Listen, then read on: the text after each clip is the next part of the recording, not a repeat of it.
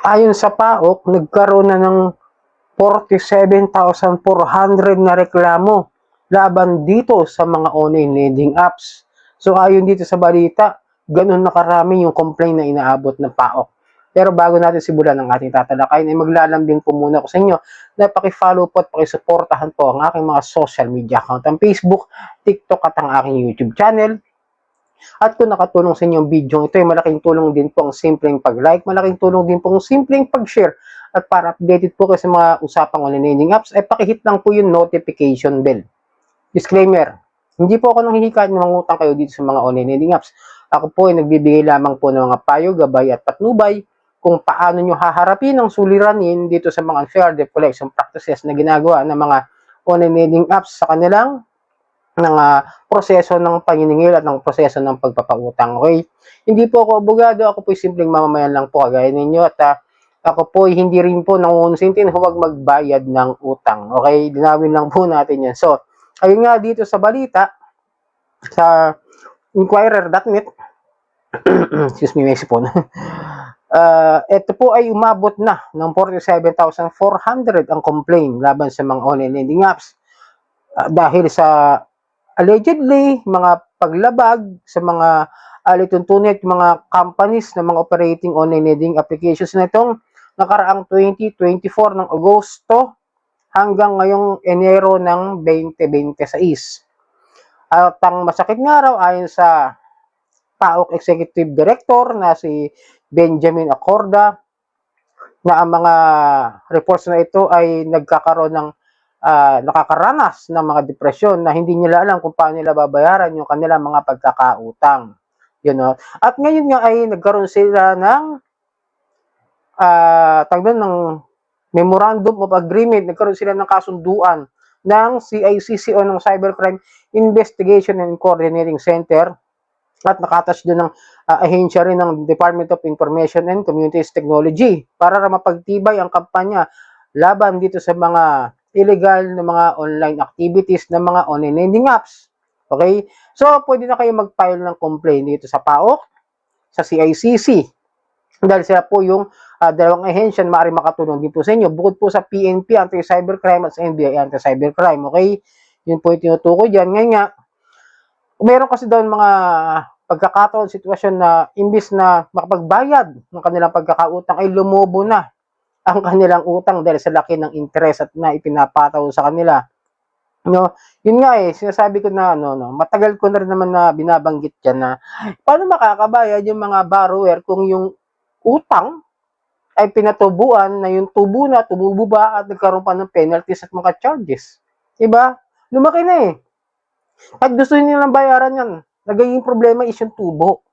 Ayaw nila kasi minsan tanggapin na magbigay ng talagang partial payment para mautay-utay din. Kasi yung tao, yung mga tao ngayon, lalong-lalo na ngayon, sa sobrang hirap ng buhay, ay hindi naman talaga kaagad-agad makakabayad. Oo, tanggapin natin yung katotohanan ng nagkamali tayo na nahiraman. Yun lang may papayo ko doon sa mga aking mga followers at mga subscriber, no?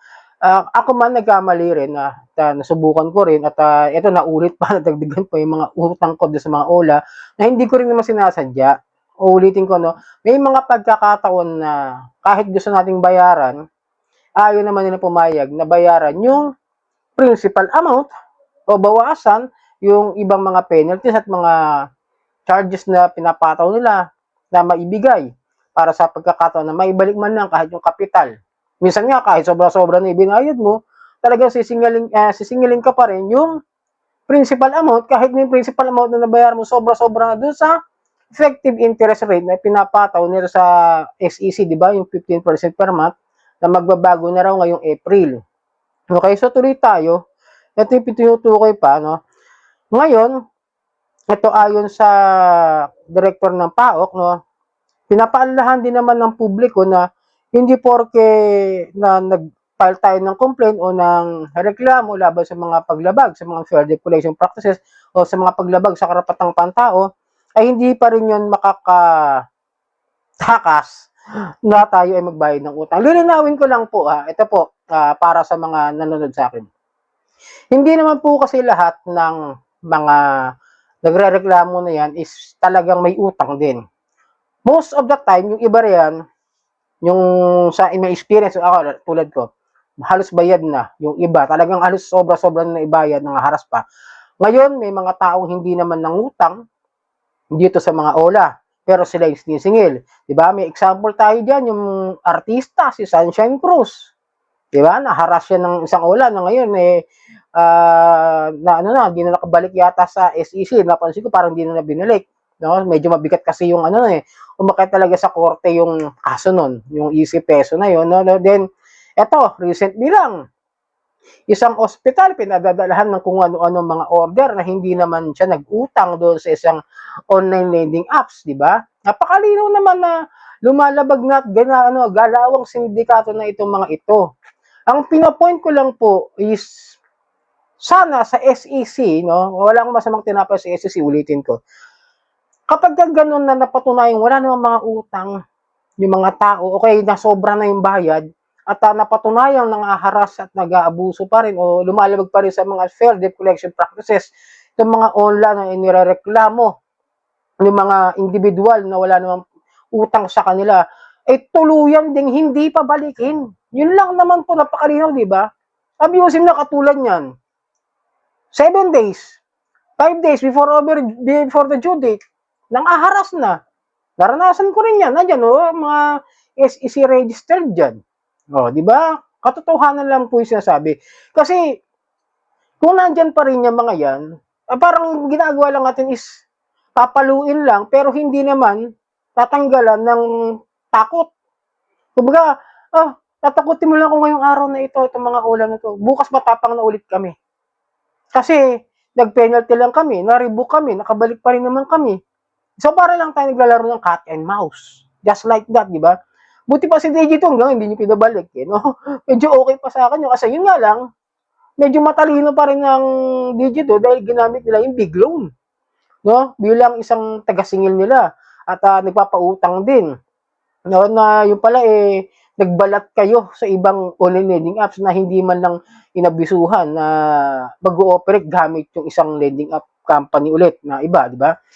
Yun lang naman ang aking siphayo o ng aking opinion na nakikita na parang sana isa-isahin talagang patunayan yung mga nakabayad na, tapos sinisingil pa rin, tapos yung mga hindi naman nagre-reloan, pinadalhan ng pera, at pinipilit bayaran yung magkano gusto nila makuha. Kunwari, pinadalhan ng kunwari loan niya, 1,000, pero pinadalhan ng 500, tapos kailangan yung araw niya ibalik din kagad 1,000. Di ba? Parang hindi na mali talagang mali. Yun lang ang masasabi ko. Sana yung mga ganong klase na mga OLA na SEC registered ang unahin. Kasi kung unahin yung illegal, mahirapan talaga. Hindi katulad sa mga SEC registered na mga OLA. Nandiyan yung mga address, nandiyan yung mga sa bagay, yung isa nga, di nyo alam na na-renew sa Pasig, pero yung address sa Ortigas, di ba? Medyo nagulantang pa yung attorney na kasama nila nung na-raid yung easy peso na yan, no? Ako, nagbibigay lang ako ng aking opinion about this kind of matter na mga ang dami ng complaint pero parang bumabalik lang kahit na nare-revoke na dahil sa mga unfair debt collection practices o mga halos criminal liabilities na mga ginawa, okay? So yun lang po, no? Nag-update lang po ako ng balita about dito sa mga reklamo na natatanggap ng PAOK sa kanilang opisina. So sana nakatulong ang video ito. Muli maglalambing ako na pakipalo po ang aking mga social media account na Facebook, TikTok at ang aking YouTube. Maraming po salamat sa ulitin.